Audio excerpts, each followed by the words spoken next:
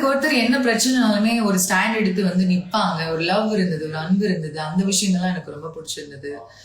நான் கத்துக்கிட்டதுன்னா இதுதாங்க. என்னனாலும் நான் வெளியிலயும் அப்படிதான். என்னனாலும் பாத்துக்கலாம் அப்படிங்கிற ஒரு பர்சன் தான். வீட்டுல கத்துக்கிட்டது ஒண்ணுதான். வெளியில என்ன பிரச்சனைனாலும் அவங்க நம்ம ஸ்ட்ரெயிட்டா ஃபேஸ் டு ஃபேஸ் அதுக்கப்புறம் கூட பாத்துக்கலாம் அப்படிங்கிற ஒரு விஷயம் கத்துக்கிட்டேன். என் க்ளோஸ்டு ஒன் சும்மா லைட்டா என்ன வந்து ஹர்ட் பண்ணிட்டாங்க. நான் சொல்லக்கூட மாட்டேன் அவங்க கிட்ட. எனக்கு இந்த விஷயம் ஹர்ட் ஆச்சு அப்படின்னு. நானே எனக்குள்ள பயங்கரமா ஹர்ட் ஆயிப்பேன். அவங்களுக்கு தெரியாம அவங்க கிட்ட நான் நல்லாதான் இருக்கேங்கிற மாதிரி இருப்பேன். நான் சொல்லவும் மாட்டேன். பட் எனக்கு அந்த வீடு ஒரு ஒரு விஷயத்த கொடுத்தது. ஏன்னா நான் அப்புறம் அப்படியே உட்கார்ந்துருவேன்.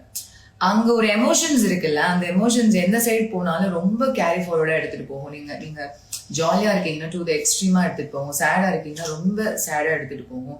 ஸோ நான் எதுக்குள்ளேயும் என்னை வந்து திணிக்க கூடாதுன்னு நினைச்சேன்.